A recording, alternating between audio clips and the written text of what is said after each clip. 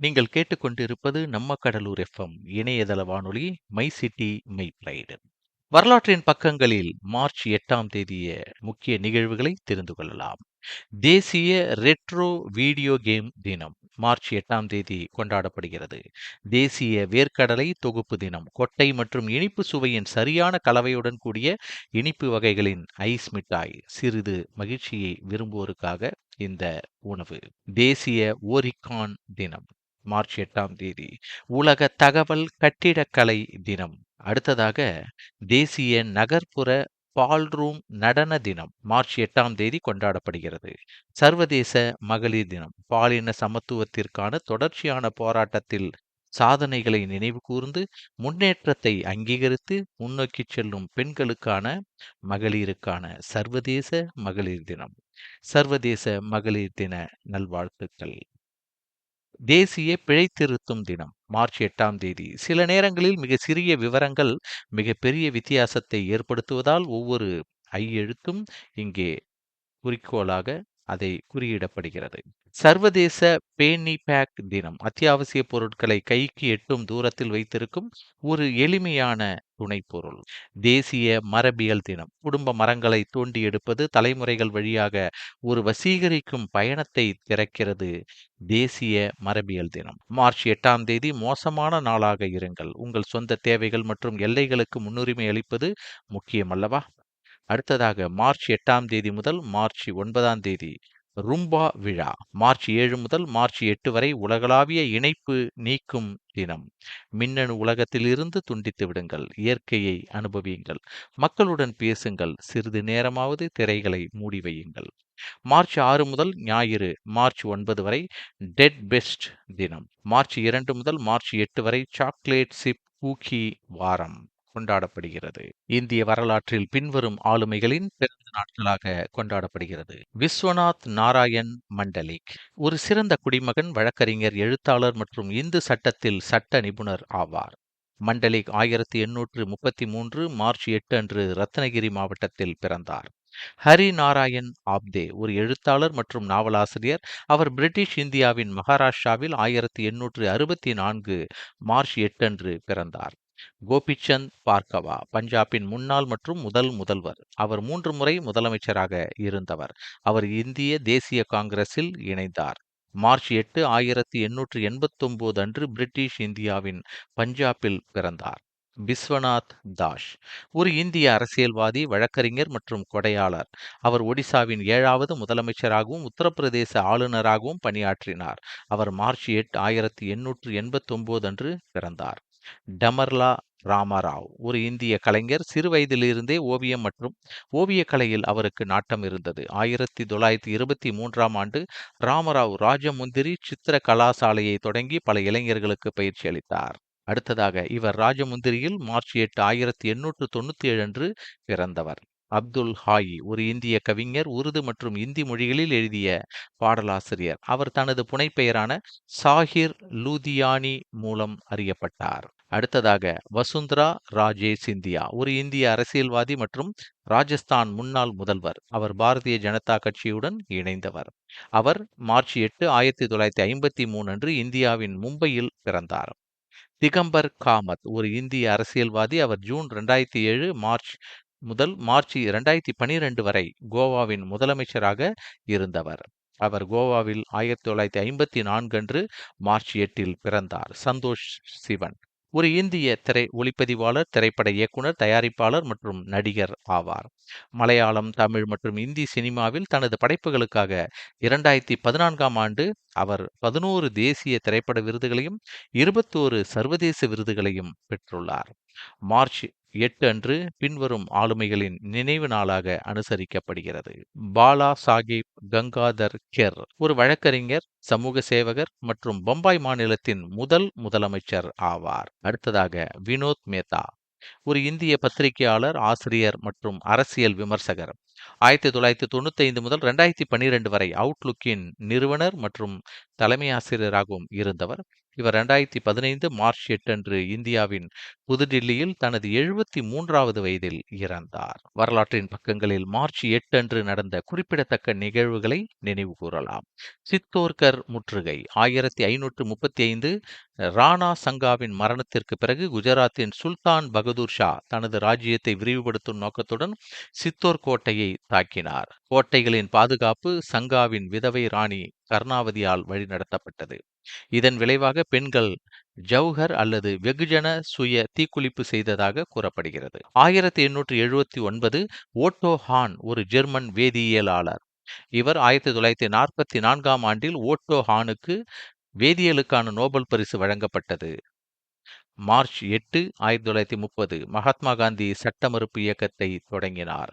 April 5ஆம் தேதி அரேபிய கடலோர நகரமான தண்டியில் மகாத்மா காந்தி உப்பு சட்டத்தை மீறியதால் தொடங்கிய சட்ட மறுப்பு இயக்கத்தின் தொடக்கமாக இது அமைந்தது. 1864 வியட்நாமில் முதல் பெண்கள் செய்தித்தாளின் முதல் பெண் செய்தித்தாள் ஆசிரியரான சோங் நூயெட் அன் பிறந்தார். 1886 அமெரிக்க வேதியியலாளர் மற்றும் நோபல் பரிசு பெற்ற எட்வர்ட் கால்வின் கெண்டல் பிறந்தார். 1914 ஸ்டோக் சிட்டிக்காக விளையாடிய சீன வம்சாவளியை சேர்ந்த முன்னோடி பிரிட்டிஷ் கால்பந்து வீரரான பிராங்க் சூ பிறந்தார். 1923 ஜோஹன்னஸ் ரெட்ரிக் வான் டெர் வால்ஸ் ஒரு டச்சு தத்துவார்த்த இயற்பியலாளர் மற்றும் நோபல் பரிசு பெற்றவர் இறந்த தினம். 2009 தென்கொரிய ஓவியர், செதுக்குபவர், வரைவாளர் மற்றும் ஓவியராக இருந்தவர் சியூன் ஜா ரீ இறந்தார் 2009. மார்ச் 8 அன்று மிகவும் முக்கியத்துவம் வாய்ந்த வரலாற்று சிறப்புமிக்க நாளாக கருதப்படுவது சர்வதேச மகளிர் தினம். மார்ச் 8ஆம் தேதி கொண்டாடப்படும் இந்த நாள் மிகவும் பரவலாக அங்கீகரிக்கப்பட்ட ஒரு கொண்டாட்டம். இது பெண்களின் சமூக, பொருளாதார, கலாச்சார மற்றும் அரசியல் சாதனைகளை கொண்டாடுகிறது. பாலின சமத்துவத்தை விரைவுபடுத்துவதற்கான நடவடிக்கைக்கான அழைப்பையும் இந்த நாள் நமக்கு அறிவுறுத்துகிறது. பெண்கள் உரிமைகள் மற்றும் சர்வதேச அமைதிக்கான ஐக்கிய நாடுகள் தினம். பெண்களின் உரிமைகளில் கவனம் செலுத்தவும் சர்வதேச அமைதி மற்றும் பாதுகாப்பை மேம்படுத்தவும் ஐக்கிய நாடுகள் சபையால் இந்த நாள் அனுசரிக்கப்படுகிறது. சர்வதேச மகளிர் தினம் மார்ச் 8ஆம் தேதி கொண்டாடப்படுகிறது. இது தொடர்பாக ஊடகங்கள் மற்றும் சிறப்பு செய்திகள்ல பல தகவல்கள் பரவலாக இடம்பெற்று வருகின்றன. இந்த நாள் எதற்காக? இந்த அடிப்படையில் ஒரு கொண்டாட்டமா அல்லது போராட்டமா? மகளிர் தினத்தைப் போல சர்வதேச ஆண்கள் தினம் என ஒன்று உள்ளதா? இந்த ஆண்டு உலகளவில் என்னென்ன நிகழ்வுகள் நடக்கும் என்பதை நாம் தெரிந்து கொள்ளலாம். சர்வதேச மகளிர் தினம் சுருக்கமாக IWT என்றும் அழைக்கப்படுகிறது. இது தொழிலாளர் இயக்கத்திலிருந்து வளர்ந்து ஐக்கிய நாடுகள் சபையால் அங்கீகரிக்கப்பட்ட வருடாந்திர நிகழ்வாக மாறியது. 1908 15,000 பெண்கள் நியூயார்க் நகரத்தின் வழியாக குறுகிய வேலை நேரம், சிறந்த ஊதியம் மற்றும் வாக்களிக்கும் உரிமை ஆகியவற்றை கோரி அணிவகுத்து சென்றபோது அதன் விதைகள் வேரூன்றப்பட்டன. ஒரு வருடம் கழித்து அமெரிக்காவின் சோஷலிஸ்ட் கட்சி முதல் தேசிய மகளிர் தினத்தை அறிவித்தது. இந்த நாளை சர்வதேச மயமாக்க வேண்டும் என்ற எண்ணம் கம்யூனிஸ்ட் ஆர்வலர் மற்றும் பெண்கள் உரிமைகளுக்காக குரல் கொடுக்கும் கிளாரா ஜெட்கின் என்ற பெண்ணிடமிருந்து வந்தது. 1910 கோபன்ஹேகனில் நடந்த உழைக்கும் பெண்களுக்கான சர்வதேச மாநாட்டில் அவர் இந்த யோசனையை பரிந்துரைத்தார். அங்கு 17 நாடுகளைச் சேர்ந்த 100 பெண்கள் இருந்தனர். அவர்கள் அவரது ஆலோசனையை ஒருமனதாக ஏற்றுக்கொண்டனர். இது முதலில் 1911 ஆஸ்திரிய, டென்மார்க், ஜெர்மனி மற்றும் சுவிட்சர்லாந்தில் கொண்டாடப்பட்டது. நூற்றாண்டு விழா 2011 கொண்டாடப்பட்டது. எனவே இந்த ஆண்டு தொழில்நுட்ப அளவில் 112வது ஆண்டாக சர்வதேச மகளிர் தினத்தை நாம் கொண்டாடி வருகிறோம். 1975 ஐக்கிய நாடுகள் சபை இந்த நாளை கொண்டாடத் தொடங்கிய போது அனைத்தும் அதிகாரப்பூர்வமாக்கப்பட்டன. அதையொட்டி ஐநாவால் ஏற்றுக்கொள்ளப்பட்ட முதல் கருப்பொருள் கடந்த காலத்தை கொண்டாடுதல், எதிர்காலத்திற்கான திட்டமிடல் என்பதுதான் முதல் கருப்பொருள். சர்வதேச மகளிர் தினம் சமூகத்திலும் அரசியலிலும் பொருளாதாரத்திலும் பெண்கள் எவ்வளவு தூரம் வந்திருக்கிறார்கள் என்பதை கொண்டாடும் நாளாக மாறியுள்ளது. அதே சமயம் அன்றைய அரசியல் வேர்கள், வேலை நிறுத்தங்கள் மற்றும் போராட்டங்கள் தொடர்ந்து சமத்துவமின்மை பற்றிய விழிப்புணர்வை ஏற்படுத்த ஏற்பாடு செய்யப்பட்டது. சர்வதேச மகளிர் தினத்துக்கான கிளாராவின் யோசனைக்கு நிலையான தேதி எதுவும் ஆரம்பத்தில் இருந்திருக்கவில்லை. 1917 ரஷ்ய பெண்கள் உணவும் அமைதியும் என்ற பெயரில் புரட்சி போராட்டத்தை தொடங்கும் வரை இந்த தேதி இந்த நாளில் கொண்டாடப்பட வேண்டும் என்பது முறைப்படுத்தப்படவில்லை. அவர்களின் 4 நாட்கள் போராட்டம் சார் பதவி விலகும் கட்டாயத்தை தூண்டியது. மேலும் தற்காலிக அரசாங்கம் பெண்களுக்கு வாக்களிக்கும் உரிமையை வழங்கியது. ரஷ்யாவில் அப்போது பயன்பாட்டில் இருந்த ஜூலியன் நாட்காட்டியில் பெண்கள் வேலை நிறுத்தம் தொடங்கிய தேதி பிப்ரவரி 23ஆம் தேதி ஞாயிற்றுக்கிழமையாக இருந்தது. கிரிகோரியன் நாட்காட்டியில் இந்த நாள் மார்ச் 8ஆம் தேதியாக இருந்தது. அதுவே மகளிர் தினமாக கொண்டாடப்படுகிறது. மகளிர் தினத்தில் மக்கள் ஏன் ஊதா நிற ஆடையை அணிகிறார்கள்? ஊதா, பச்சை, வெள்ளை ஆகியவை IWT நிறங்கள் என்று சர்வதேச மகளிர் தின இணையதளம் தெரிவித்துள்ளது. ஊதா நீதி மற்றும் கண்ணியத்தை குறிக்கிறது. பச்சை நம்பிக்கையை குறிக்கிறது. வெள்ளை தூய்மையை பிரதிபலிக்கிறது.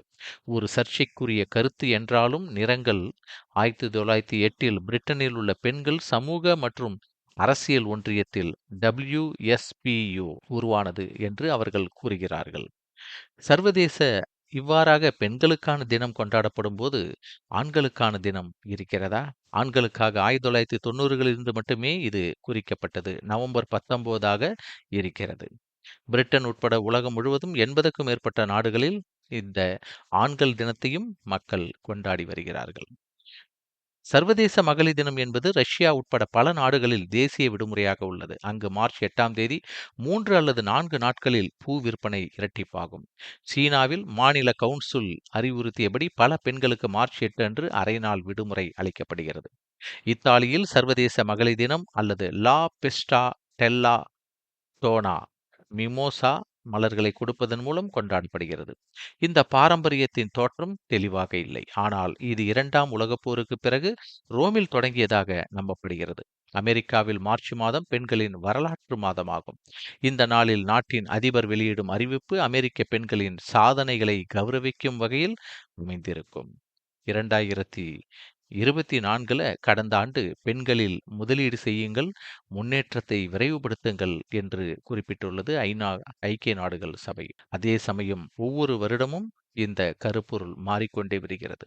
சமூகத்தின் அனைத்து துறைகளிலும் பன்முகத்தன்மை மற்றும் அதிகாரம் அளித்தலின் முக்கியத்துவத்தை இது எடுத்துக்காட்டுகிறது. இவ்வாறாக ஒவ்வொரு வருடமும் ஒரு பரப்புரை இதில் முக்கியத்துவமாகவும் வலியுறுத்தியும் சொல்லப்படுகிறது. மீண்டும் வரலாற்றின் பக்கங்களில் அன்றைய நிகழ்வுகளை நாம் தெரிந்து கொள்ளலாம். நீங்கள் கேட்டுக்கொண்டிருப்பது நம்ம கடலூர் FM இணையதள வானொலி. நன்றி.